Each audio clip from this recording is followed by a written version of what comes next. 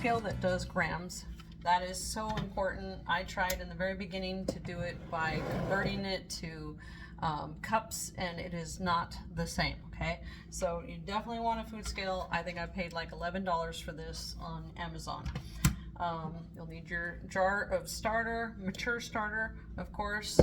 This starter has been going for about a year, and before that it was flakes that had been going on prior to that, so it's been around for a while. You need a extra jar. You'll probably want 3 jars total. You'll want your jar that has starter in it and that stays in the fridge. You'll want a jar for day 1 of feeding, and you'll want a clean jar for day 2 of feeding, so that way you don't have to mix it in a bowl, clean out your jar, and then pour it into your jar. And you can use any jar. Obviously, you can just get an old salsa jar that, you know, you finish the salsa off, cleaned out the salsa jar, or spaghetti sauce, whatever, but it does need to be around this size, because the starter will grow. It will expand, so it does need to be somewhat of a decent size like this. You need something to stir it with. They don't recommend stirring with a metal spoon. I scoop with my spoon, but I stir with either a wooden spatula or a plastic spatula. And then you're going to need purified water. It's one of the biggest ingredients in sourdough is the water, and so you don't want to just use tap water. You want to use purified water, and the water has to be warm. It should not be hot, which can kill the leaven, and you don't want it too cold, because then it tries to stay asleep. When your starter jar is in the fridge, it's dormant and it's sleeping, so we want to wake it up and give it that moist, warm environment that it loves to grow in. And then you'll need flour. You can use flour, any type of flour. Any type of flour works. I personally use King Arthur's bread flour, and that is in my jar on the counter at all times, because I use a lot of that because of sourdough. So yeah, that's pretty much all you're going to need for that, and we'll go through the steps here in a second. If you ever come to your starter jar and it's been a couple weeks, maybe even you know, month, 2 months, something like that, and you see a darkish film on top, or you see just separation taking place, all you have to do is stir it. It's not bad. You don't have to throw it in the trash. You can also scoop off that top layer just for your own peace of mind, if that makes you feel good, but it really does not matter. It's not a big deal. Okay, so to get started, you want to put your new jar onto the scale. Make sure it's in grams, like I said before.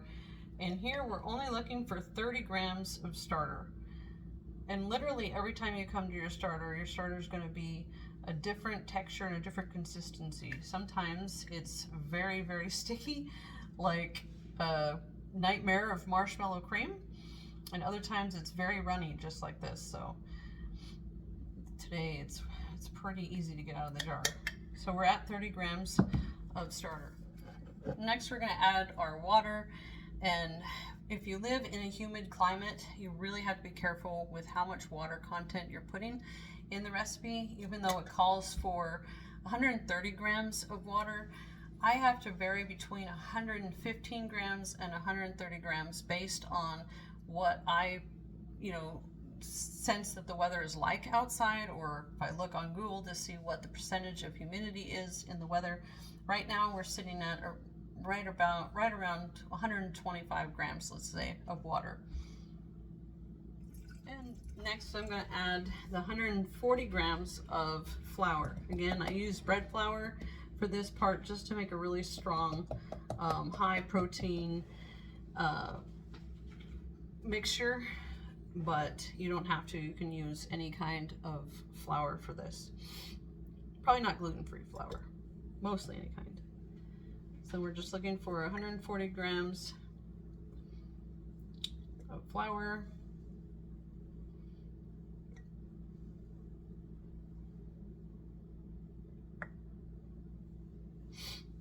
All right, after we have the starter, the water, and the flour in there, we're just going to stir it up. And this definitely, when it's stirred up, is going to be a very sticky texture, very much like paste, marshmallow cream, that kind of thing. That's how you know that you did it correctly. The first time I did this, it did not turn out right. It was super watery and I did not have the right measurements at all. And it was the first time that I had used a scale with grams, and I don't actually know what happened, but it was a nightmare. So it took me several times to get this concept down. All right, so now we have it all mixed up. It's, I don't know if you can see it in there, kind of pasty. So then all we're gonna do with this is just get a lid. I put my lid on upside down, and I just kind of leave it where it can get some air off to the side. And it's literally going to just sit here on my counter for 24 hours, and then I'll come back tomorrow at the same time, and I'm going to take 30 grams of starter from this jar, not my jar that was in the fridge, and I'm going to repeat that same process with a new jar.